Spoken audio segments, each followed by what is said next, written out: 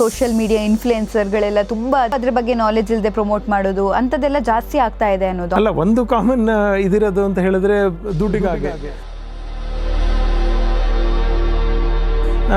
ಅವ್ರಿಗೆ ತೀರ್ಥಯಾತ್ರೆ ಅನ್ನೋ ಯಾವುದೇ ಒಂದು ಜನಗಳಿಗೆ ಮೋಸ ಮಾಡ್ತಾ ಇದ್ದೀವಿ ಅನ್ನೋ ಒಂದು ಮನಸ್ಸಿನಲ್ಲಿ ಏನೂ ಇರೋದಿಲ್ಲ. ಬಟ್ ಯಾವ ಮೋಸಗಳಾಗುತ್ತೆ ಒಂದು ಪ್ರವಾಸ ಉದ್ಯಮ ಅಂತ ಹೇಳಿದಾಗ?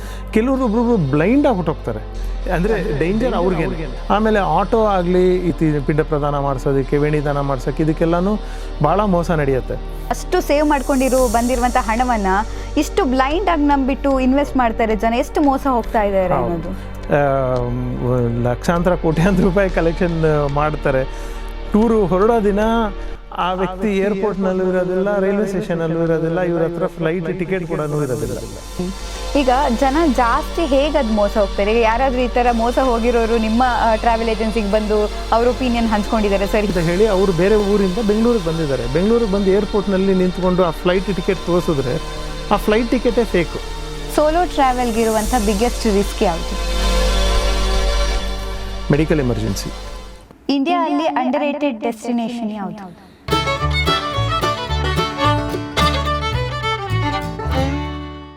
ವೀಕ್ಷಕರೇ ನಮಸ್ಕಾರ. ಭಾಗೀರಥಿ ಟ್ರಾವೆಲ್ಸ್ ಯೂಟ್ಯೂಬ್ ಚಾನೆಲ್ಗೆ ತಮಗೆಲ್ರಿಗೂ ಕೂಡ ಸ್ವಾಗತ. ನಾನು ಸಮೀಕ್ಷಾ ಶಿರ್ಲಾಲು. ಇವತ್ತು ಯಾವ ವಿಷಯದ ಬಗ್ಗೆ ಮಾತಾಡ್ತೀವಿ ಗೊತ್ತಾ? ಪ್ರವಾಸ ಮಾಡೋದಕ್ಕೆ ಎಲ್ರಿಗೂ ಇಷ್ಟ ಇರುತ್ತೆ, ಬಟ್ ಪ್ರವಾಸದಲ್ಲೂ ಮೋಸ ಆಗುತ್ತೆ. ಹೇಗೆ?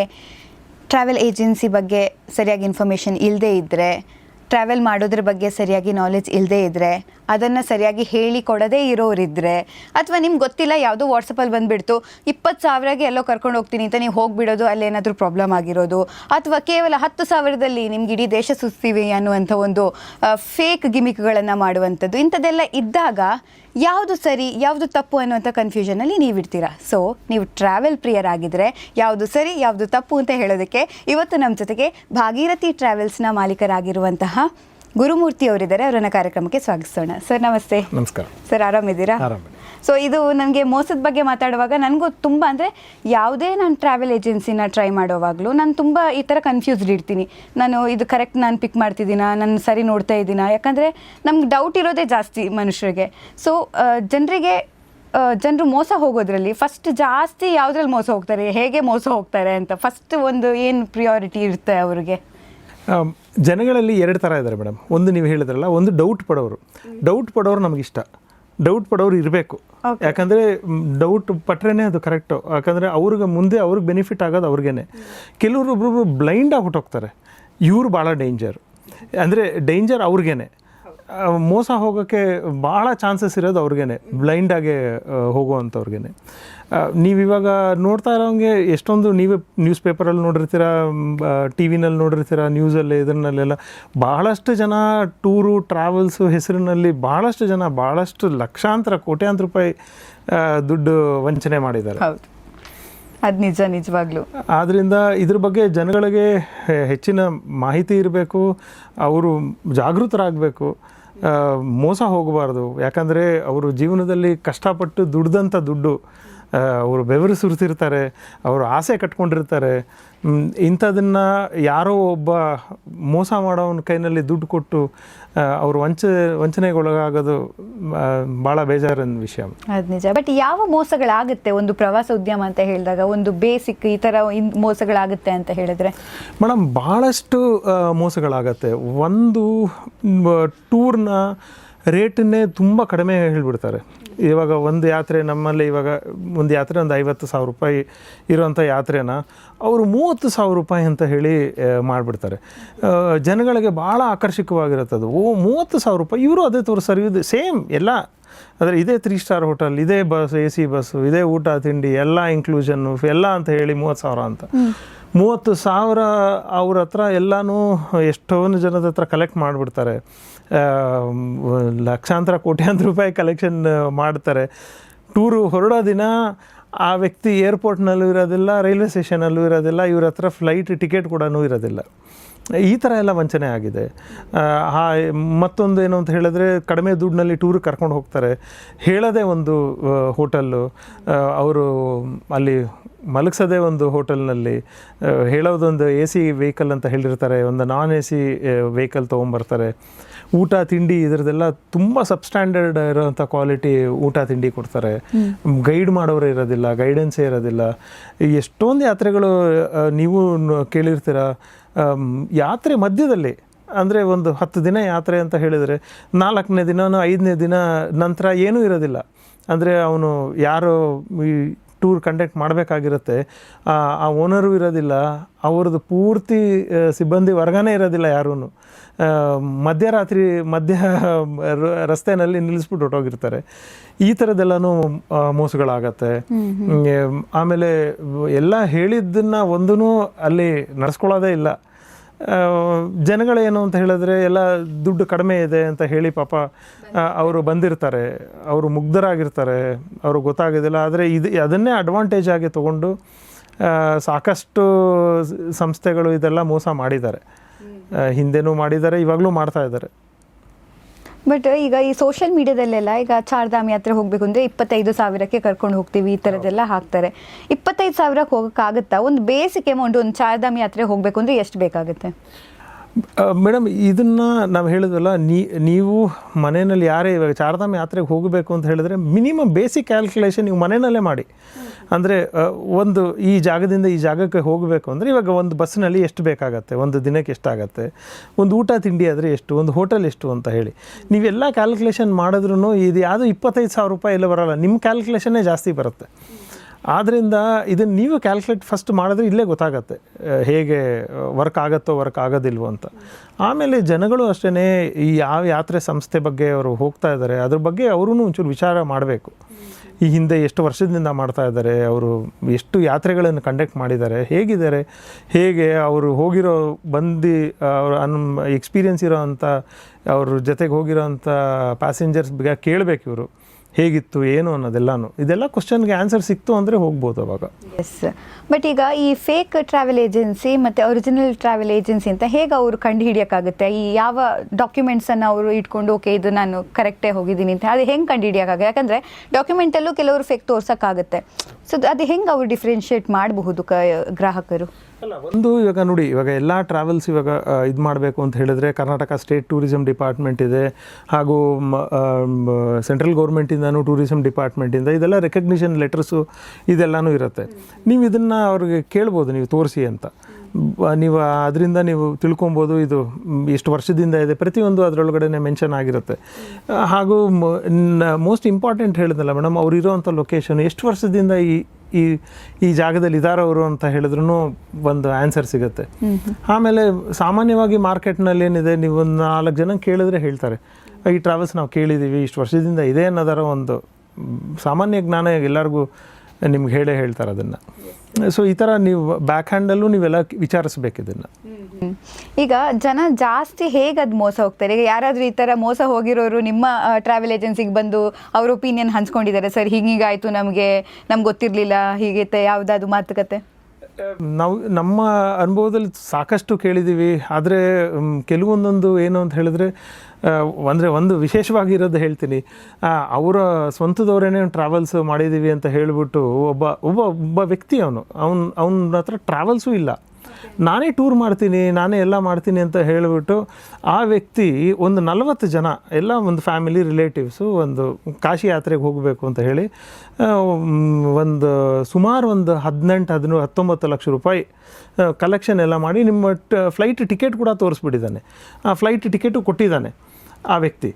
ಇವರು ಆ ಯಾತ್ರೆಗೂ ಹೋಗಿದ್ದಾರೆ, ಯಾತ್ರೆಗೆ ಹೋಗಬೇಕು ಅಂತ ಹೇಳಿ ಅವರು ಬೇರೆ ಊರಿಂದ ಬೆಂಗಳೂರಿಗೆ ಬಂದಿದ್ದಾರೆ. ಬೆಂಗಳೂರಿಗೆ ಬಂದು ಏರ್ಪೋರ್ಟ್ನಲ್ಲಿ ನಿಂತ್ಕೊಂಡು ಆ ಫ್ಲೈಟ್ ಟಿಕೆಟ್ ತೋರಿಸಿದ್ರೆ ಆ ಫ್ಲೈಟ್ ಟಿಕೆಟೇ ಫೇಕು. ಆ ಫ್ಲೈಟ್ ಟಿಕೆಟನ್ನು ಕೂಡ ಅವನು ಫೇಕ್ ಫ್ಲೈಟ್ ಟಿಕೆಟ್ ಕೊಟ್ಟು ಆ ವ್ಯಕ್ತಿ ಪತ್ತೆನೇ ಇಲ್ಲ. ಸ್ವಂತದವ್ರೆ, ಅಂದರೆ ಅವ್ರ ರಿಲೇಟಿವ್ ಅಂತಲೇ ಹೇಳ್ಕೊಂಡು ಹೋಗಿರೋದು. ಅಂದರೆ ಇವರು ಹಿಂದೆ ಏನೂ ನೋಡಿಲ್ಲ, ಅವ್ನು ಎಲ್ಲಿ ಮಾಡಿದ್ದಾನೆ, ಏನು ಟೂರ್ ಮಾಡಿದ್ದಾನೆ ಅನ್ನೋದು ಗೊತ್ತಿಲ್ಲ ಅವ್ರಿಗೆ. ಒಂದು ನಂಬಿಕೆ ಮೇಲೆ ಹೊರಟೋಗಿದ್ದಾರೆ. ಆಮೇಲೆ ಅವರು ನಮಗೆ ಬಂದರು, ನಮಗೆ ಇವಾಗ ಮಾಡಿಕೊಡಿ, ನಾವು ಹೋಗಲೇಬೇಕು ಅಂದಾಗ ನಾವು ಆ ಥರ ಅವ್ರಿಗೆ ಸಹಾಯ ಮಾಡಿ ಅವ್ರಿಗೆ ಇದನ್ನು ಯಾತ್ರೆ ಮಾಡಿಸ್ಕೊಟ್ಟಿದ್ದೀವಿ. ಆದರೆ ಈ ಥರನೂ ಜನ ಮೋಸ ಹೋಗಿದ್ದಾರೆ, ಮೋಸ ಮಾಡೋರು ಇದ್ದಾರೆ. ಸೊ ಇದ್ರ ಬಗ್ಗೆನೂ ಎಲ್ಲರೂ ಜಾಗೃತರಾಗಬೇಕು. ಅದೇ ಟ್ರಾವೆಲ್ ಏಜೆನ್ಸಿ ನಂಬಿಕೆಯಿಂದನೇ ನಡೆಯೋದು, ಆದರೆ ಇಷ್ಟು ಓವರ್ಲೋಡೆಡ್ ನಂಬಿಕೆ ಆದ್ರೂ ಕಷ್ಟನೇ. ಹೌದು, ನಾನು ಅದನ್ನೇ ಸ್ಟಾರ್ಟಿಂಗ್ನಲ್ಲೇ ಹೇಳಿದ್ನಲ್ಲ, ಕ್ವಶನ್ ಮಾಡೋರು ಒಳ್ಳೆಯವರು, ಕ್ವಶನ್ ಮಾಡದೆ ಬ್ಲೈಂಡ್ ಆಗಿ ಹೋಗೋರು ಸ್ವಲ್ಪ ಕಷ್ಟ ಅಂತ. ಬಟ್ ತುಂಬಾ ಕೇರ್ಫುಲ್ ಆಗಿರ್ಬೇಕು ಅನ್ನೋದಲ್ವಾ? ಹೌದು, ತುಂಬಾ ಕೇರ್ಫುಲ್ ಆಗಿರಬೇಕು.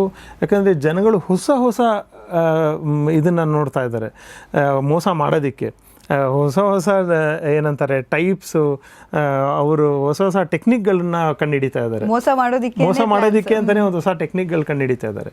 ಸೊ ಆದ್ದರಿಂದ ನೀವು ಬೇಸಿಕ್ ಈ ಮೋಸ ಹೋಗದೇ ಇರೋದಕ್ಕೆ ಬೇಸಿಕ್ ಏನು ಅಂತ ಹೇಳಿದ್ರೆ, ಅವ್ರ ಬಗ್ಗೆ ಏನಿದೆ ವಿಚಾರ ಮಾಡಿ. ಎಲ್ಲಿ ಮಾಡಿದ್ರು, ಹೇಗಿತ್ತು, ಎಲ್ಲಿದೆ ಅವ್ರ ಆಫೀಸ್, ಎಲ್ಲಿದೆ ಅವರು ಇದೆಲ್ಲಿದೆ ಅಂತ ಕೇಳಿದ್ರೆ ನಿಮಗೆ ಅರ್ಥ ಆಗೋಗತ್ತೆ ಅವಾಗಲೇ. ಈಗ ಒಂದು ಟ್ರಸ್ಟೆಡ್ ಏಜೆನ್ಸಿ ಇದೆ ಅಂತ ಅನ್ಕೊಳ್ಳಿ, ಭಾಗೀರಥಿ ಟ್ರಾವೆಲ್ಸೇ, ಆದರೆ ಅದರ ಹೆಸರನ್ನು ಬೇರೆ ಬೇರೆ ರೀತಿಯಾಗಿ ಬದಲಾವಣೆ ಮಾಡುವಂಥದ್ದು, ಆಗ ಜನರಿಗೆ ಗೊತ್ತಿರಲ್ಲ, ಓಕೆ ಇದು ಯಾವುದನ್ನು ನಂಬೋದು, ಇದು ನಮ್ಮ ಒರಿಜಿನಲ್ ಟ್ರಾವೆಲ್ಸ್ ಅಥವಾ ಇದು ಒರಿಜಿನಲ್ ಯಾವುದು ಅಂತಲೂ ಅವ್ರಿಗೆ ಡೌಟ್ ಇರುತ್ತೆ. ಇಂಥ ಪ್ರಸಂಗ ಯಾವತ್ತಾದರೂ ನೀವು ಎದುರಿಸಿದ್ದೀರಾ ಭಾಗೀರಥಿ ಟ್ರಾವೆಲ್ಸಲ್ಲಿ? ನಮಗೂ ತುಂಬ ಆಗಿದೆ. ಬೇರೆ ಎಸ್ಟಾಬ್ಲಿಷ್ಡ್ ಟ್ರಾವೆಲ್ ಏಜೆನ್ಸಿಗೂ ಇದು ತೊಂದರೆ ಆಗಿದೆ. ನಮಗೂ ಇವಾಗ ಇದು ಜನರಲ್ಲಾಗಿ ನಮ್ಮ ಟ್ರಾವೆಲ್ಸ್ ಇದರಲ್ಲಿ ಏನು ಮಾಡ್ತಾರೆ ಅಂತ ಹೇಳಿದ್ರೆ, ಮೇಯ್ನ್ ಹೆಸರನ್ನು ಮುಖ್ಯವಾಗಿ ಇರೋದನ್ನ ಇಟ್ಕೊತಾರೆ.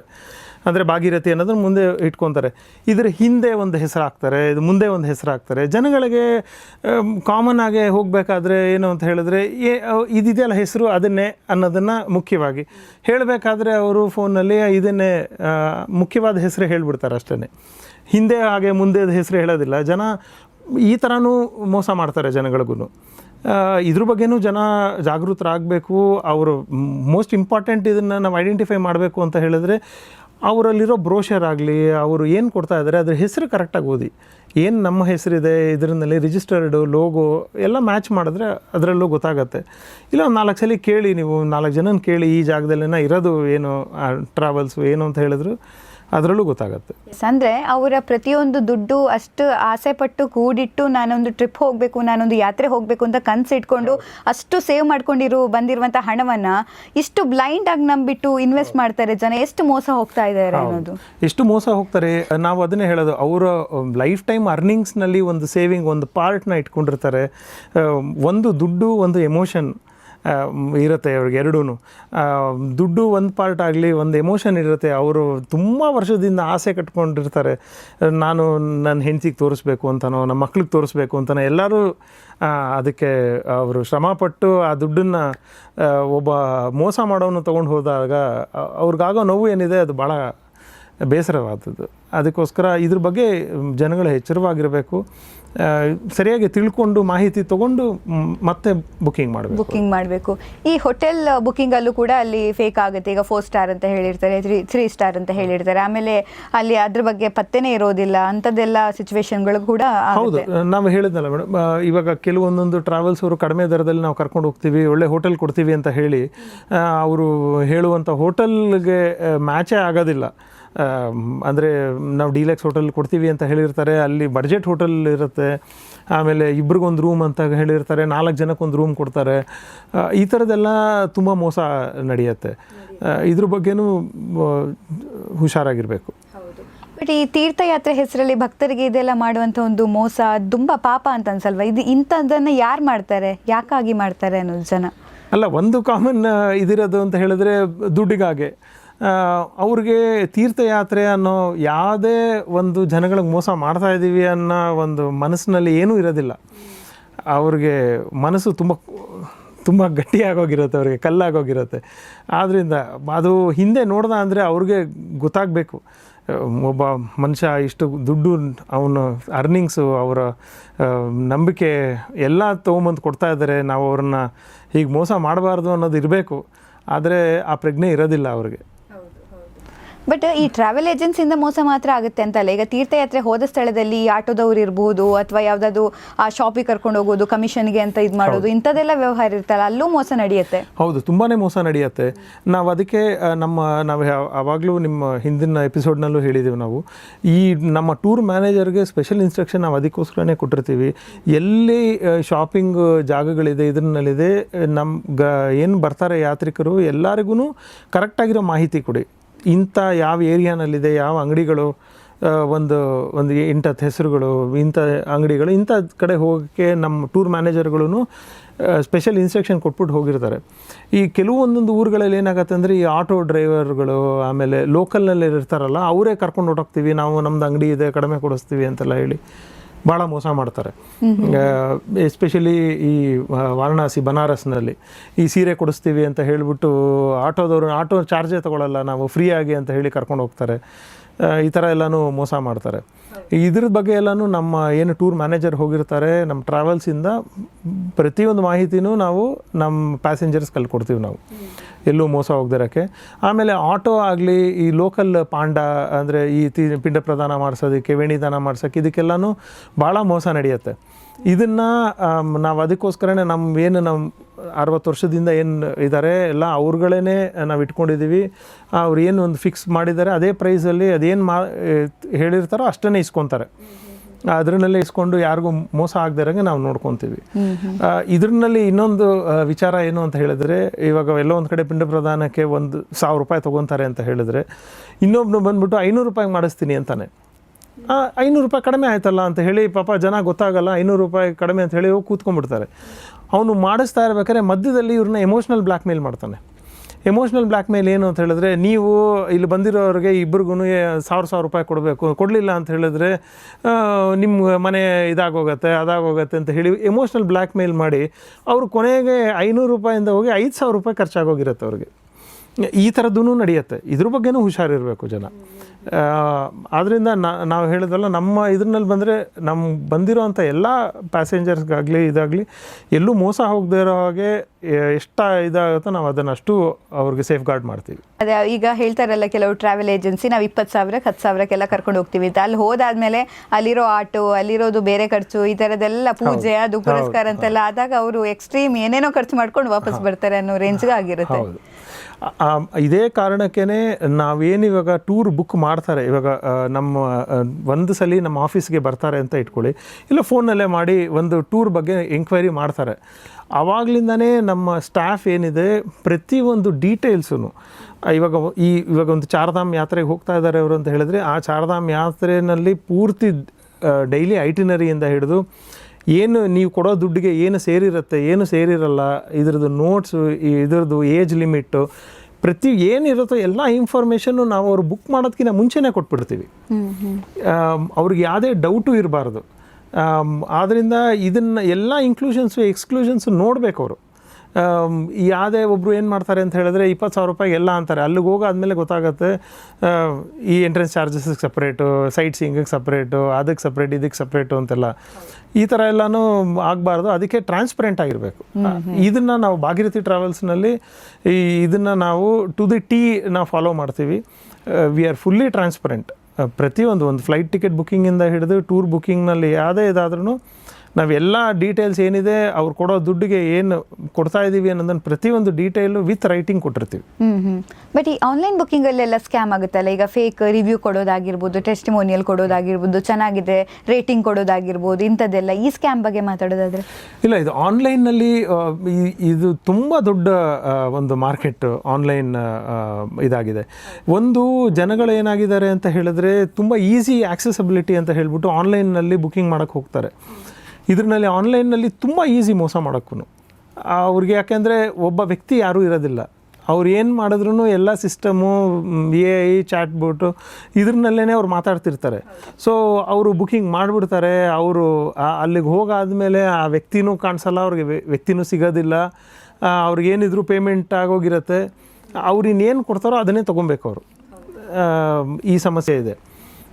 ಅದೇ ಇವಾಗ ಒಂದು ಆಫ್ಲೈನ್ ಬುಕ್ಕಿಂಗ್, ಇವಾಗ ನಮ್ಮಂಥ ಆಫ್ಲೈನ್ ಟ್ರಾವೆಲ್ ಏಜೆನ್ಸಿ ಅಂತ ಹೇಳಿದ್ರೆ ನಮ್ಮಲ್ಲಿ ಒಬ್ಬರು ಮಾತಾಡೋರು ಸಿಗ್ತಾರೆ. ಅವ್ರು ಏನೇ ಅವ್ರಿಗೆ ಸಮಸ್ಯೆ ಆಯಿತು, ನಮಗಿಂಥದ್ದಾಗಿದೆ ಅಂತ ಹೇಳಿದ್ರೆ ಇದಕ್ಕೆ ರಿಪ್ಲೈ ಮಾಡೋಕ್ಕೆ ನಮ್ಮಲ್ಲಿ ಇದ್ದಾರೆ, ಒಂದು ವ್ಯಕ್ತಿ ಇರ್ತಾರೆ. ಇದು ಡಿಫ್ರೆನ್ಸ್ ಮೇಜರ್ಲಿ ಅದೇನೆ. ಅಂದರೆ ಈಗ ನಾನಂತೂ ನೋಡ್ತಿರೋದು ತುಂಬ ಸೋಷಿಯಲ್ ಮೀಡಿಯಾದಲ್ಲಿ ಇಲ್ಲಿಗೆ ಟ್ರಿಪ್ಗೆ ಹೋಗೋಣ, ಅಲ್ಲಿಗೆ ಹೋಗೋಣ, ಇಷ್ಟು ಕಡಿಮೆಯಲ್ಲಿ ಸೋಷಿಯಲ್ ಮೀಡಿಯಾ ಇನ್ಫ್ಲುಯೆನ್ಸರ್ಗಳೆಲ್ಲ ತುಂಬ ಅದ್ರ ಬಗ್ಗೆ ಪ್ರಮೋಟ್ ಮಾಡೋದು, ಅವರು ಅದ್ರ ಬಗ್ಗೆ ನಾಲೆಜ್ ಇಲ್ಲದೆ ಪ್ರಮೋಟ್ ಮಾಡೋದು ಅಂಥದ್ದೆಲ್ಲ ಜಾಸ್ತಿ ಆಗ್ತಾ ಇದೆ ಅನ್ನೋದು ಆನ್ಲೈನ್ ಈ ಪ್ರಮೋಷನ್ಸ್ಗಳು. ಆನ್ಲೈನ್ ಪ್ರಮೋಷನ್ಸ್ ಎರಡು ಥರನೂ ಇದೆ. ಒಂದು ಜನಗಳಿಗೆ ಎಷ್ಟೊಂದು ಜಾಗೃತಿನೂ ಮೂಡಿಸಿದ್ದಾರೆ ಜಾಗಗಳ ಬಗ್ಗೆ, ವಿಚಾರಗಳ ಬಗ್ಗೆ, ಎಷ್ಟೊಂದು ದೇವಸ್ಥಾನಗಳ ಬಗ್ಗೆ, ಎಷ್ಟೊಂದು ಸೋಷಿಯಲ್ ಮೀಡಿಯಾ ಇನ್ಫ್ಲೂಯೆನ್ಸರ್ಸಿಂದ ಜಾಗಗಳು, ಹೊಸ ಜಾಗಗಳು ನೋಡ್ಕೊಂಬಂದು ಅವರು ಟೂರಿಗೆ ಬಂದಿರೋರು ಎಷ್ಟೊಂದು ಜನ ಇದ್ದಾರೆ. ಇದು ಪಾಸಿಟಿವ್ ಸೈಡ್ ಆದ್ರೂ ಇನ್ನೊಂದು ನೆಗೆಟಿವ್ ಸೈಡು ಇದೆ. ಎಷ್ಟೊಂದು ಜನ ಪೇಯ್ಡ್ ಬರ್ತಾರೆ, ಅವರು ದುಡ್ಡು ಇಸ್ಕೊತಾರೆ, ಅವರು ಎಲ್ಲ ಏನಂತಾರೆ ಸೋಷಿಯಲ್ ಮೀಡಿಯಾನಲ್ಲಿ ಇದರಲ್ಲಿ ಅವ್ರು ಇನ್ಸ್ಟಾಗ್ರಾಮ್ ಅವ್ರು ರೀಲ್ಸ್ ಮಾಡಿ ತಪ್ಪು ಮಾಹಿತಿಗಳನ್ನೆಲ್ಲ ಕೊಟ್ಟು ಜನಗಳನ್ನ ಮೋಸನೂ ಮಾಡಿದ್ದಾರೆ. ಇದು ಎರಡೂ ಇದೆ ಇದರಲ್ಲಿ. ಎಸ್, ಈಗ ಮೋಸ ಹೋದ ಜನರಿಗೆ, ಇಂಥ ಗ್ರಾಹಕರಿಗೆ ಅವ್ರಿಗೆ ಏನಾದರೂ ಕೇಸ್ ಹಾಕುವಂಥದ್ದು, ಅವ್ರಿಗೆ ಏನಾದರೂ ಸಪೋರ್ಟಿವ್ ಮಾಡುವಂಥದ್ದು, ಈ ಥರ ಗೌರ್ಮೆಂಟಿಂದ ಏನಾದರೂ ಸಿಸ್ಟಮ್ ಇದೆಯಾ? ಹೇಗೆ ಅವರು ಅದರಿಂದ ಅವ್ರಿಗೇನು ಮೋಸ ಆಗಿದೆ ಅನ್ನೋದನ್ನು ಎಲ್ಲಾದರೂ ಈ ಥರ ಕೋರ್ಟ್ ಹೋಗಿ ಹೇಳ್ಬೋದಾ? ಕನ್ಸ್ಯೂಮರ್ ಕೋರ್ಟ್ ಇದೆಯಾ ಅವರಿಗೆ? ಕನ್ಸ್ಯೂಮರ್ ಕೋರ್ಟ್ ಇದೆ. Consumer court very strong. ಖಂಡಿತವಾಗ್ಲೂ ಗ್ರಾಹಕರೆಲ್ಲರೂ ಕನ್ಸ್ಯೂಮರ್ ಕೋರ್ಟ್ಗೆ ಹೋಗ್ಬೋದು, ಅಪ್ರೋಚ್ ಮಾಡ್ಬೋದು. ಹಾಗೂ ಎಷ್ಟೊಂದು ಜನಗಳಿಗೆ, ಗ್ರಾಹಕರಿಗೆ ಮೋಸ ಹೋದವ್ರಿಗೆ ಕನ್ಸ್ಯೂಮರ್ ಕೋರ್ಟಿಂದ ಅವ್ರಿಗೆ ಪರಿಹಾರನೂ ಸಿಕ್ಕಿದೆ. ಆದರೆ ಒಂದು ಇದರಲ್ಲಿ ಮೋಸ್ಟ್ ಇಂಪಾರ್ಟೆಂಟ್ ಗೊತ್ತಾಗಿರಬೇಕು ಅಂತ ಹೇಳಿದ್ರೆ, ಅವರು ಕನ್ಸ್ಯೂಮರ್ ಕೋರ್ಟ್ಗೆ ಹೋಗಬೇಕಾದ್ರೆ ಇವ್ರು ಯಾರು ಮೇಲೆ ಅವರು ಫೈಲ್ ಮಾಡ್ತಾ ಇದ್ದಾರಲ್ಲ ಆ ವ್ಯಕ್ತಿ ಕಾಣಿಸ್ಬೇಕು ಇವ್ರಿಗೆ. ಇವಾಗ ಅದೇ ಸಮಸ್ಯೆ ಆಗಿರೋದು. ಎಷ್ಟೊಂದು ಇದರಲ್ಲಿ ಏನಾಗಿದೆ ಅಂತ ಹೇಳಿದ್ರೆ, ಇವರು ಇವಾಗ ನಾನು ಒಂದು ಹೇಳಿದ್ನಲ್ಲ ನಿಮಗೆ, ಆ ವ್ಯಕ್ತಿ ದುಡ್ಡು ಇಸ್ಕೊಂಡು ಟೂರ್ ಮಾಡ್ಕೊಂಡು ಹೊಟ್ಟೋದ, ಅವ್ನು ಎಲ್ಲಿದ್ದಾನೆ ಅಂತಲೇ ಗೊತ್ತಿಲ್ಲ. ಯಾರ ಮೇಲೆ ಕೇಸ್ ಮಾಡ್ತೀರಾ? ಆದ್ದರಿಂದ ಇದು ಯಾವತ್ತೂ ಸೆಕೆಂಡ್ರಿ ಆಪ್ಷನ್ನು ಕನ್ಸ್ಯೂಮರ್ ಕೋರ್ಟು ಎಲ್ಲನೂ. ಪ್ರೈಮರಿ ನಾವು ಫಸ್ಟು ಎಚ್ಚರವಾಗಬೇಕು, ನಾವು ಹುಷಾರಾಗಬೇಕು. ನಾವು ಬುಕ್ಕಿಂಗ್ ಮಾಡೋದಕ್ಕಿಂತ ಮುಂಚೆನೇ ಆ ಟ್ರಾವೆಲ್ ಏಜೆನ್ಸಿ ಬಗ್ಗೆ ಎಲ್ಲ ತಿಳ್ಕೊಂಬಿಟ್ಟು ಆಮೇಲೆ ಬುಕ್ ಮಾಡಬೇಕು. ಅದು ತುಂಬ ಇಂಪಾರ್ಟೆಂಟ್. ಅದು ಇಂಪಾರ್ಟೆಂಟ್. ಆದ್ರೂ ಎಷ್ಟು ಈಗ ನೋಡಿ, ಎಲ್ಲ ಅದೇ ನಾನು ಹೇಳಿದೆ, ಈಸಿಯಾಗಿ ಓಕೆ ಇದು ಟ್ರಸ್ಟ್ ಇರಬಹುದು, ಇದು ಒರಿಜಿನಲ್ ಇರಬಹುದು ಅನ್ನೋದೇ, ಎಲ್ಲ ಡಾಕ್ಯುಮೆಂಟ್ ಕೊಡ್ತಾರೆ. ನೀವು ಹೇಳಿದ್ರೆ ಫ್ಲೈಟ್ ಟಿಕೆಟ್ವರೆಗೂ ಕೂಡ ಬುಕ್ ಮಾಡ್ತಾರೆ ಅನ್ನೋದು, ಅಷ್ಟು ಮೈನ್ಯೂಟ್ ಡೀಟೇಲ್ಸ್ ಎಲ್ಲ ನೋಡಿಬಿಟ್ಟು ಮೋಸ ಮಾಡೋ ಪ್ಲ್ಯಾನ್ ಮಾಡ್ತಾರೆ ಅಂದರೆ ಜನರಿಗೆ ತುಂಬ ಕಷ್ಟ ಆಗುತ್ತಲ್ಲ, ಒರಿಜಿನಲ್ ಯಾವ್ದು ಅದನ್ನು ನಾನು ಪಿಕ್ ಮಾಡಬೇಕು ಅನ್ನೋದು. ಇಲ್ಲ ಅಂದರೆ ಫಸ್ಟ್ ಕ್ವಶನ್ ಅಂಕು ಮಾಡೋಕ್ಕೆ ಸ್ಟಾರ್ಟ್ ಮಾಡಬೇಕು. ಸ್ವಲ್ಪ ಕ್ವಶನಲ್ಲಿ ಸ್ವಲ್ಪ ಜನ ಅಂದರೆ ಮೋಸ ಮಾಡೋರು ಹೆದರ್ಕೊತಾರೆ. ಈ ಮೋಸ ಮಾಡೋರ್ಗೆ ಏನು ಅಂದರೆ ಕ್ವಶನ್ ಮಾಡದೇ ಇದ್ರೇ ಅವ್ರಿಗೆ ಭಾಳ ಈಸಿ ಆಗೋಗುತ್ತೆ. ಈ ಮೋಸ ಹೋದ್ಮೇಲೆ ಕ್ವಶನ್ ಮಾಡೋದಲ್ಲ, ಮೋಸ ಹೋಗೋದಕ್ಕಿಂತ ಮುಂಚೆನೇ ಕ್ವಶನ್ ಮಾಡಿ. ಕ್ವಶನ್ ಮಾಡಿದಾಗೇ ಅವ್ರು ಹೆದರಿಕೆ ಆಗುತ್ತೆ ಅವ್ರಿಗೆ. ಅವ್ರು ಅಟ್ಲೀಸ್ಟ್ ನಿಮ್ಮನ್ನು ಅವಾಯ್ಡ್ ಮಾಡ್ತಾರೆ. ನೀವು ಕೇಳೋ ಕ್ವಶನ್ಸಿಂದ ನೀವು ಕೇಳ್ತಾ ಇರೋಂಥ ರೀತಿನಲ್ಲೇ ಅವ್ರು ಆವಾಗಲೇ ನಿಮ್ಮನ್ನು ಅವಾಯ್ಡ್ ಮಾಡ್ತಾರೆ ನಿಮ್ಮನ್ನು. ಸೊ ಕ್ವಶನ್ ಮಾಡಬೇಕು. ಎಸ್, ಭಾಗೀರಥಿ ಟ್ರಾವೆಲ್ಸ್ ಇಲ್ಲಿ ತನಕ ಯಾರಿಗೂ ಮೋಸ ಮಾಡಿಲ್ಲ. ಇದರ ಬೆಳವಣಿಗೆ ಆದರೆ ಈಸಿ ಇಲ್ಲ, ಯಾಕಂದರೆ 62 ವರ್ಷ ಅಷ್ಟು ಜೆನ್ಯೂನ್ ಆಗಿ ವರ್ಕ್ ಮಾಡಬೇಕು ಅಂತ ಹೇಳಿದರೆ ಅದರ ಹಿಂದೆ ತುಂಬ ಶ್ರಮ ಇದೆ. ಈ ಭಾಗೀರಥಿ ಟ್ರಾವೆಲ್ಸ್ ಬಗ್ಗೆ ಮಾತಾಡೋದಾದರೆ ಖಂಡಿತ ಮೇಡಮ್, ನಾವು ಹೇಳಿದ್ವಲ್ಲ 64ನೇ ಇಸ್ವಿನಲ್ಲೇ ನಾವು ನಮ್ಮ ತಂದೆಯವರು ಏನು ಈ ಯಾತ್ರಾ ಸಂಸ್ಥೆನ ಸ್ಥಾಪನೆ ಮಾಡಿದ್ರು, ಆವಾಗಲೇ ಅದ್ರ ಉದ್ದೇಶನೇ ವ್ಯತ್ಯಾಸ ಇತ್ತು. ಅಂದರೆ ನಾವು ಪ್ರಾಫಿಟಿಗೆ ಮಾಡಬೇಕು, ನಾವು ಇದರಿಂದ ದುಡ್ಡು ಮಾಡಬೇಕು ಅನ್ನೋ ಉದ್ದೇಶನೇ ಇರಲಿಲ್ಲ. ನಮಗೆ ಯಾತ್ರೆ ಮಾಡಿಸ್ಬೇಕು, ಜನಗಳು ಹೋಗಬೇಕು, ಯಾತ್ರೆ ಬೇರೆ ಬೇರೆ ಕ್ಷೇತ್ರಗಳು ನೋಡಬೇಕು, ಜನನ ತೋರಿಸ್ಬೇಕು ಅನ್ನೋ ಉದ್ದೇಶದಲ್ಲೇ ಸರ್ವಿಸ್ ಮೈಂಡಲ್ಲೇ ಮಾಡಿರೋದು. ಆದ್ದರಿಂದ ನಾವು ಮೊದಲಿಂದನೂ ಅಷ್ಟೇ ನಮಗೆ ಏನು ನಾವು ಟೂರ್ ಮಾಡ್ತಾ ಇದ್ದೀವಿ, ನಾವು ಟೂರ್ ಮಾಡಿಸ್ತೀವಿ, ಇದ್ರ ಬಗ್ಗೆ ನಾವು ಕ್ಲಾರಿಟಿ ಜನಗಳಿಗೆ ಕೊಡ್ತೀವಿ. ಆದ್ದರಿಂದ ನಮ್ಮಲ್ಲಿ ಇವಾಗ ನಾವು ಹೇಳಿದ್ವಲ್ಲ, ನಾವು ಲಕ್ಸುರಿ ಟೂರ್ ಅಂದರೆ ನಾವು ಏನು ಕೊಡ್ತಾ ಇದ್ದೀವಿ ಅನ್ನೋದನ್ನು ಫುಲ್ ಕ್ಲಾರಿಟಿಯಿಂದನೇ ಕೊಟ್ಟಿರ್ತೀವಿ. ಆದ್ದರಿಂದ ಜನಗಳಿಗೆ ಮೋಸ ಮಾಡೋವಂಥ ಉದ್ದೇಶನೇ ಇಲ್ಲ. ಆದ್ದರಿಂದ ಈ 62 ವರ್ಷದಲ್ಲಿ ನಮಗೆ ಅಂಥ ಇದು ಸಂದರ್ಭನೇ ಬಂದಿಲ್ಲ ನಮಗೆ. ಆನ್ಲೈನ್ ಪ್ಲ್ಯಾಟ್ಫಾರ್ಮಲ್ಲಿ ಬುಕ್ ಮಾಡೋದು ಜೊತೆಗೆ ಈ ಆಫ್ಲೈನಲ್ಲಿ ಬುಕ್ ಮಾಡೋದು, ಪ್ಲ್ಯಾಟ್ಫಾರ್ಮಿಗೆ ಬಂದು ಆ ಏಜೆನ್ಸಿ, ಆ ಶಾಪ್ ಅಥವಾ ಆ ಒಂದು ಏನಿದೆ ಅಲ್ಲಿ ಬಂದು ಬುಕ್ ಮಾಡೋದು, ಇದಕ್ಕೆ ಎರಡಕ್ಕೂ ಏನು ವ್ಯತ್ಯಾಸ? ಯಾವುದು ತುಂಬ ಸೇಫ್? ನೋಡಿ, ಆನ್ಲೈನ್ ಪ್ಲ್ಯಾಟ್ಫಾರ್ಮ್ಸಲ್ಲಿ ನಿಮಗೆ ಬುಕ್ಕಿಂಗ್ ಮಾಡೋದಕ್ಕೆ ಭಾಳ ಈಸಿ ಇರುತ್ತೆ. ಅಂದರೆ ನೀವು ಕೂತಿದ್ದ ಕಡೆನೇ ಮೊಬೈಲ್ನಲ್ಲಿ ನೀವು ನೋಡ್ತೀರಾ, ಆ ಜಾಗಗಳಿಗೆ ಹೋಗಬೇಕು ಅಂತೀರಾ, ಎಲ್ಲ ಇರುತ್ತೆ, ಪ್ಯಾಕೇಜ್ ಇರುತ್ತೆ, ಬುಕ್ಕಿಂಗ್ ಮಾಡ್ತೀರಾ. ಆದರೆ ಈ ಆನ್ಲೈನ್ ಪ್ಲ್ಯಾಟ್ಫಾರ್ಮ್ನವರು ಏನು ಅಂತ ಹೇಳಿದರೆ, ಅವರ ಯಾರೇ ಆಫೀಸ್ ಆಗಲಿ ಒಂದು ಸೆಟಪ್ಪು ಏನೂ ಇರೋದಿಲ್ಲ ಇಲ್ಲಿ. ನಿಮಗೆ ಯಾವುದೇ ಜಾಗದಲ್ಲಿ ಇರೋದಿಲ್ಲ. ಇವಾಗ ನೀವು ಬೆಂಗಳೂರಿನಲ್ಲಿ ಕೂತ್ಕೊಂಡು ಯಾವುದೋ ಒಂದು ಆನ್ಲೈನ್ ಪ್ಲ್ಯಾಟ್ಫಾರ್ಮಲ್ಲಿ ಟಿಕೆಟ್ ಬುಕ್ ಮಾಡ್ತೀರಾ, ಅವ್ರ ಆಫೀಸೆಲ್ಲೋ ಗುರುಗ್ರಾಮೋ, ಡೆಲ್ಲಿನಲ್ಲೋ ಅಥವಾ ಹರಿಯಾಣನಲ್ಲೋ ಎಲ್ಲೋ ಇರುತ್ತೆ. ನಿಮಗೆ ಏನಾರು ಸಮಸ್ಯೆ ಆಯಿತು ಅಂತ ಹೇಳಿದ್ರೆ ಒಂದು ಕಾಲ್ ಸೆಂಟರ್ ನಂಬರ್ ಕೊಟ್ಟಿರ್ತಾರೆ ಹೊರತು ಬೇರೆ ಇನ್ನೇನು ರೀತಿಯಲ್ಲೂ ಅವರಿಂದ ಸಪೋರ್ಟ್ ಇರಲ್ಲ. ನಿಮ್ಗೆ ಆ ಕಾಲ್ ಸೆಂಟರ್ ನಂಬರ್ ಮಧ್ಯರಾತ್ರಿ ಏನಾದರೂ ಸಮಸ್ಯೆ ಆಯಿತು ಅಂತ ಹೇಳಿದ್ರೆ ನೀವು ಅವ್ರಿಗೆ ಫೋನ್ ಮಾಡಿದ್ರೆ ಅದು ಕನೆಕ್ಟ್ ಆಗಿ ನಿಮ್ಮ ಸಮಸ್ಯೆ ಬಗೆಹರಿಸ್ತಾರೋ ಇಲ್ವೋ ಅನ್ನೋದು ಗೊತ್ತಿಲ್ಲ. ಸೊ ಇದ್ರದ್ದೊಂದು. ಆಮೇಲೆ ನಿಮಗೆ ಕರೆಕ್ಷನ್ ಮಾಡಬೇಕು, ನೀವೇನೋ ಲಾಸ್ಟ್ ಮಿನಿಟ್ ಚೇಂಜಸ್ ಆಯಿತು ಆನ್ಲೈನ್ ಬುಕ್ಕಿಂಗ್ನಲ್ಲಿ ಅಂತ ಹೇಳಿದ್ರೆ ನಿಮ್ಗೆ ಅದಕ್ಕೆ ತಿರ್ಗಾ ಪ್ರೋಸೆಸ್ಸೇ ಲಾಂಗ್. ನಮ್ಗೆ ಅದು ಬೇಡ ಇದು ಅಂತ ಹೇಳಿದ್ರೆ ನೀವೊಂದು ಇಮೇಲ್ ಕೊಡಿ, ನೀವು ಅದೊಂದು ವಾಟ್ಸಪ್ ಹಾಕಿ, ಇದೆಲ್ಲ ಇದೆ. ಬಟ್ ಅದೇ ಆಫ್ಲೈನಲ್ಲಿ ಇವಾಗ ನಮ್ಮಂಥ ಟ್ರಾವೆಲ್ ಏಜೆನ್ಸಿ ಏನು ಅಂತ ಹೇಳಿದ್ರೆ ನಮ್ಮದೊಂದು ಆಫೀಸ್ ಸೆಟಪ್ ಇದೆ, ನಮ್ಮೊಂದು ಸ್ಟಾಫ್ ಇದ್ದಾರೆ. ಆಮೇಲೆ ಇವಾಗ ಯಾವುದೇ ಇವಾಗ ಕಸ್ಟಮೈಸ್ ಟೂರ್ಗೆ ಹೋಗಲಿ, ಗ್ರೂಪ್ ಟೂರ್ಗೆ ಹೋಗಲಿ, ಎಲ್ಲದಕ್ಕೂ ನಾನೊಂದು 24/7 ಕಸ್ಟಮರ್ ಸಪೋರ್ಟ್ ಇದೆ. ನೀವು ಎನಿ ಟೈಮ್ ಫೋನ್ ಮಾಡಿ, ನಾವೇ ಮಾತಾಡ್ತೀವಿ. ಏನು ಸಮಸ್ಯೆ ಆಗಿದ್ರು ಅದ್ರ ಬಗೆಹರಿಸ್ತೀವಿ, ಇಮಿಡಿಯೇಟಾಗಿ ಚೇಂಜ್ ಮಾಡ್ತೀವಿ. ಆ ಥರ ನಿಮಗೆ ಕಸ್ಟಮರ್ಗೆ ರೆಸ್ಪಾಂಡ್ ಕೊಡೋಕ್ಕಂಥ ಇದರಲ್ಲಿ ಆಫ್ಲೈನ್ ನಮ್ಮ ಥರ ಇವಾಗ ಸರ್ವಿಸ್ ಕೊಡೋಕ್ಕೆ ಆನ್ಲೈನಲ್ಲಿ ಸಿಗಲ್ಲ ಅಂತ ಅನ್ಸುತ್ತೆ. ಅಂದರೆ ಆನ್ಲೈನ್ ಪ್ಲಾಟ್ಫಾರ್ಮಲ್ಲಿ ಹಿಡನ್ ರಿಸ್ಕ್ಗಳು ತುಂಬ ಜಾಸ್ತಿ ಇರುತ್ತೆ ಅಂತ, ಗೊತ್ತೂ ಇರಲ್ಲ ಹೇಗಾಗುತ್ತೆ ಏನಾಗುತ್ತೆ ಅನ್ನೋದು, ಎಲ್ಲ ಅನ್ಸರ್ಟೇನಿಟಿ ಇರುತ್ತೆ ಯಾವ ಮಿನಿಟಲ್ಲೂ ಕೂಡ. ನೀವು ಸಡನ್ ಯಾರಿಗೋ ಕಾಲ್ ಮಾಡಿಬಿಟ್ಟು ಏನು ಹೇಳೋಕ್ಕಾಗಲ್ಲ, ಏನು ಪ್ರಾಬ್ಲಮ್ ಆದರೂ ಕೂಡ. ಆಮೇಲೆ ನಿಮ್ಗೆ ಲಾಸ್ಟ್ ಮಿನಿಟ್ ಚೇಂಜ್ ಮಾಡೋಕ್ಕೆ ಭಾಳ ಕಷ್ಟ. ಇವಾಗ ನಮ್ಮಲ್ಲಿ ಇವಾಗ ನಾಳೆ ನೀವು ಇವಾಗ ಒಂದು ಕಸ್ಟಮೈಸ್ ಟೂರ್ ಬುಕ್ ಮಾಡಿದ್ದೀರಾ, ನೀವು ನಾಳೆ ಒಂದು ಹೋಗಬೇಕಾಗತ್ತೆ, ನೀವು ಅಲ್ಲಿಂದ ಏನೋ ಒಂದು ಚೇಂಜ್ ಬೇಕು, ಇಲ್ಲೊಂದು ಯಾವ್ದಾದ್ರು ಬೇರೆ ಜಾಗ ನೋಡಬೇಕು ಅಂತ ಅನಿಸಿದ್ರೆ ನೀವು ನಮಗೆ ಫೋನ್ ಮಾಡಿದ್ರೆ ನಾವು ನಿಮಗೆ ಅರೇಂಜ್ ಮಾಡ್ತೀವಿ. ನಾವು ಆಯಿತು ಇದಲ್ಲ ಇನ್ನೊಂದು ಜಾಗಕ್ಕೆ ನೀವು ಹೋಗಬೇಕು ಅಂತ ಹೇಳಿದ್ರೆ ಅದಕ್ಕೆ ಏನು ಬೇಕೋ ವ್ಯವಸ್ಥೆ ಮಾಡಿ ಕೊಡ್ತೀವಿ. ನೀವು ಅದೇ ಆನ್ಲೈನಲ್ಲಿ ಬುಕ್ ಮಾಡಿದ್ರೆ ನೀವು ಆ ಲಾಸ್ಟ್ ಮಿನಿಟ್ ಚೇಂಜ್ ಮಾಡೋಕ್ಕಾಗಲ್ಲ ನಿಮಗೆ. ಇದು ಒಂದು ಡಿಸ್ಅಡ್ವಾಂಟೇಜ್.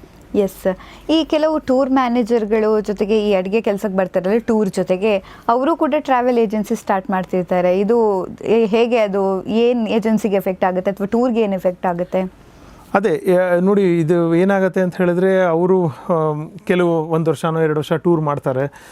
ನಾವೆಲ್ಲ ಟೂರ್ ಮಾಡಿದ್ದೀವಲ್ಲ, ಇಷ್ಟೇ ಇದು ತುಂಬ ಈಸಿ ಇದು ಮಾಡೋದು ಅಂತ ಹೇಳಿಬಿಟ್ಟು ಸ್ಟಾರ್ಟ್ ಮಾಡಿಬಿಡ್ತಾರೆ. ಆದರೆ ಗ್ರಾಹಕರಿಗೆ ಗೊತ್ತಿಲ್ಲ, ಮುಂದೆ ಏನಾರ ಒಂದು ಚೂರು ವ್ಯತ್ಯಾಸ ಆದರೆ ಅವರು ಸ್ಪಂದಿಸೋಕ್ಕೆ ಅವನಿಗೆ ಶಕ್ತಿ ಇದೆಯಾ ಇಲ್ವಾ, ಮುಂದೆ ಹೇಗೆ ಮಾಡ್ತಾರೆ, ಏನಾಗತ್ತೆ ಅನ್ನೋದು ಐಡಿಯಾ ಇರೋದಿಲ್ಲ. ಟೂರ್ ಅಂದರೆ ಬರೀ ಒಂದು ಬಸ್ಸು, ಒಂದು ಊಟ ತಿಂಡಿ ವ್ಯವಸ್ಥೆ ಮಾಡಿಬಿಟ್ಟು ಬಸ್ ಕೊಟ್ಬಿಟ್ರೆ, ಒಂದು ರೂಮ್ ಕೊಟ್ಬಿಟ್ರೆ ಆಗೋಯ್ತು ಅಂತ ಅಂದ್ಕೊಂಡಿದ್ದಾರೆ ಕೆಲವರು. ಆದರೆ ಇದರಿಂದ ಬೇರೆ ಎಲ್ಲ ಶ್ರಮ ಇದೆ. ನಾವು ಹೇಳೋದಲ್ಲ, ಒಂದು ಟೂರ್ ಹೋಗೋದಕ್ಕಿಂತ ಮುಂಚೆ ಪ್ರೀ ಬುಕ್ಕಿಂಗ್, ಆಮೇಲೆ ಪೋಸ್ಟ್ ಟೂರ್, ಈ ಫುಲ್ ಪ್ರೋಸೆಸ್ ಇದೆ ಇದಕ್ಕೆ. ಇದರಲ್ಲಿ ಬ್ಯಾಕ್ ಹ್ಯಾಂಡಲ್ಲಿ ಎಷ್ಟು ಜನ ಕೆಲಸ ಮಾಡ್ತಿರ್ತಾರೆ, ಯಾವುದು ತೊಂದರೆ ಆಗದೆ ಇರೋ ಹಾಗೆ, ಇದ್ರದ್ದೆಲ್ಲನೂ ನಿಮ್ಗೆ ಆ ಥರ ಪೂರ್ತಿ ಹಾಲಿಸ್ಟಿಕ್ ಇದು ಒಬ್ಬ ಸಿಂಗಲ್ ಇಂಡಿವಿಜುವಲ್ ಏಜೆಂಟ್ ಕೊಡೋಕ್ಕಾಗೋದಿಲ್ಲ ಅಂತ ಅನ್ಸುತ್ತೆ. ಅಂದರೆ ಒಬ್ಬ ಪರ್ಸನ್ನ ಮೇಂಟೈನ್ ಮಾಡೋದೇ ಅವ್ರ ಜೊತೆ ಟ್ರಾವೆಲ್ ಮಾಡೋದಂದರೆ ಡಿಫ್ರೆನ್ಸ್ ಆಫ್ ಒಪಿನಿಯನ್ ಬರುತ್ತೆ. ಆ್ಯಂಡ್ ಪರ್ಸನ್ ಟು ಪರ್ಸನ್ ಅವ್ರ ನೀಡ್ ಬೇರೆ ಇರುತ್ತೆ. ಈ ಒಂದು ಟೂರ್, ಒಂದು ಗ್ರೂಪ್ ಕರ್ಕೊಂಡು ಹೋಗ್ಬೇಕಂದ್ರೆ ಎಷ್ಟು ಪ್ಲಾನಿಂಗ್ ಬೇಕಾಗುತ್ತೆ, ಅವ್ರ ಫುಡ್, ಅವ್ರ ಟ್ರಾವೆಲ್, ಎಷ್ಟು ಜನ, ಎಷ್ಟು ಪ್ಲಾನಿಂಗ್ ಬೇಕಾಗುತ್ತೆ. ಹೌದು, ಎಷ್ಟು ಪ್ಲಾನಿಂಗ್ ಬೇಕಾಗುತ್ತೆ. ನಾ ಹೇಳಿದಲ್ಲ ಮೇಡಮ್, ಒಂದು ಟೂರು ಎಲ್ಲ ಇದಾಗೇ ಇರುತ್ತೆ, ಆದರೆ ಬ್ಯಾಕ್ ಹ್ಯಾಂಡಲ್ಲಿ ಏನೇನು ಚೇಂಜಸ್ ಆಗ್ತಾ ಇರುತ್ತೆ ಅದು ನಾವು ನಮ್ಮ ಪ್ಯಾಸೆಂಜರ್ಸ್ಗೆ ಗೊತ್ತಾಗದೇ ನಾವೆಲ್ಲ ಅದು ಹ್ಯಾಂಡಲ್ ಮಾಡಿರ್ತೀವಿ. ಅಂದರೆ ಮುಂದೆ ಆಗೋ ಸಮಸ್ಯೆಗಳೇನೋ ಆಗಿರುತ್ತೆ, ಅಲ್ಲಿ ಮುಂದೆ ಎಲ್ಲೋ ರೋಡ್ ಜಾಮ್ ಆಗಿರುತ್ತೆ, ಟ್ರಾಫಿಕ್ ಜಾಮ್ಸ್ ಆಗಿರುತ್ತೆ, ಎಲ್ಲೋ ಫ್ಲಡ್ಸ್ ಆಗಿರುತ್ತೆ. ಅಂಥ ಟೈಮ್ನಲ್ಲಿ ಇಂಥ ಪರಿಸ್ಥಿತಿನಲ್ಲಿ ಇದನ್ನು ನಾವು ಹ್ಯಾಂಡಲ್ ಮಾಡೋದಿದೆಯಲ್ಲ, ಇದು ತುಂಬ ಎಕ್ಸ್ಪೀರಿಯನ್ಸ್ ಬೇಕು, ತುಂಬ ಸ್ಕಿಲ್ ಬೇಕು ಇದಕ್ಕೆ. ಸರ್, ಈಗ ಮಾರ್ಕೆಟಿಂಗ್ ಗಿಮಿಕ್ಸ್ ಎಲ್ಲ ಮಾಡ್ತಾರೆ, 20% ಆಫ್, 30% ಆಫ್, ಅಥವಾ 10 ಜನ ಬಂದರೆ 1 ಸೀಟ್ ಫ್ರೀ, ಇಂಥದ್ದೆಲ್ಲ ಮಾಡ್ತಾರೆ. ಭಾಗೀರಥಿ ಟ್ರಾವೆಲ್ಸಲ್ಲಿ ಯಾಕೆ ಇದನ್ನು ಮಾಡಲ್ಲ? ಮೇಡಮ್, ನೀವೇ ಹೇಳ್ದಂಗೆ ಅದು ಮಾರ್ಕೆಟಿಂಗ್ ಗಿಮಿಕ್ಸ್. ಅದು we believe in transparent pricing, realistic pricing. ನಾವು ಜನಗಳಿಗೆ ಒಂದು ಪ್ರೈಸ್ ಹೇಳೋದು, ಆಮೇಲೆ ಅವ್ರಿಗೆ ಡಿಸ್ಕೌಂಟು, ಇದೆಲ್ಲ ಹೇಗೆ ಮಾಡ್ತಾರೆ ಅಂತ ಹೇಳಿದ್ರೆ ಸಿಂಪಲ್. ಒಂದು 10,000 ರೂಪಾಯಿ ಪ್ರಾಡಕ್ಟ್ನ 12,000 ರೂಪಾಯಿ ಅಂತ ಪ್ರೈಸ್ ಮಾಡ್ತಾರೆ, 2,000 ರೂಪಾಯಿ ಡಿಸ್ಕೌಂಟ್ ಕೊಡ್ತಾ ಇದ್ದೀವಿ ಅಂತ 10,000 ರೂಪಾಯಿಗೆ ಕೊಡ್ತಾರೆ. ಸೊ ಇದೇ ಇಷ್ಟೇ ಡಿಸ್ಕೌಂಟ್ನಲ್ಲಿರೋ ಅಂಥ ಒಂದು ಮರ್ಮ. ಇಲ್ಲ ಸೀಟ್ ಫ್ರೀ ಕೊಡ್ತಾ ಇದ್ದಾರೆ ಅಂತ ಹೇಳಿದ್ರೆ ಯಾವ ಸೀಟು ಫ್ರೀ ಇರೋದಿಲ್ಲ. ಅವರು ಮುಂಚೆನೇ ಅದನ್ನೆಲ್ಲನೂ ಆ್ಯಡ್ ಆನ್ ಮಾಡಿಬಿಟ್ಟಿರ್ತಾರೆ ಪ್ರೈಸಿಂಗಲ್ಲಿ. ಅದನ್ನಲ್ಲಿ ಒಂದು ಸೀಟ್ ಫ್ರೀ ಅಂತ ಹೇಳಿ ಕಡಿಮೆ ಕೊಡ್ತಾ ಇದ್ದೀವಿ, ನೀವು ಇಷ್ಟು ಸೀಟ್ ಬುಕ್ ಮಾಡಿ ಅಂತ. ಸೊ ಈ ಥರದ್ರಲ್ಲಿ ನಾವು ಮೊದಲಿಂದನೂ ನಾವು ಈ ಪ್ಯಾಟರ್ನ್ ನಾವು ಫಾಲೋ ಮಾಡಿಲ್ಲ. ನಾವು ಆದ್ದರಿಂದ ನಮ್ಮದು realistic pricing, affordable pricing. So ನಮ್ದು ಏನಿದೆಯೋ ಎಲ್ಲ ಟ್ರಾನ್ಸ್ಪರೆಂಟೇ. ನೀವು ಬಂದಿರೋಂಥ 40 ಜನದಲ್ಲಿ ಎಲ್ಲರಿಗೂ ಒಂದೇ ಪ್ರೈಸೇ ಕೊಟ್ಟಿರ್ತೀವಿ ನಾವು. ಒಬ್ರಿಗೆ ಜಾಸ್ತಿ, ಒಬ್ರಿಗೆ ಕಡಿಮೆ, ಈ ಥರ ನಾವು ಫಾಲೋನೇ ಮಾಡೋದಿಲ್ಲ ಮೇಡಮ್. ಈ ಚಿಟ್ ಫಂಡ್ಸ್ ಎಲ್ಲ ಮಾಡ್ತಾರಲ್ಲ ಅದು ಮೇಡಮ್, ಇದು ಚಿಟ್ ಫಂಡ್ನಲ್ಲಿ ಒಬ್ಬೊಬ್ರು ಜಿನೇನ್ ಇದ್ದಾರೆ, ಆದರೆ ಸಾಕಷ್ಟು ಜನ ಮೋಸ ಇದ್ದಾರೆ.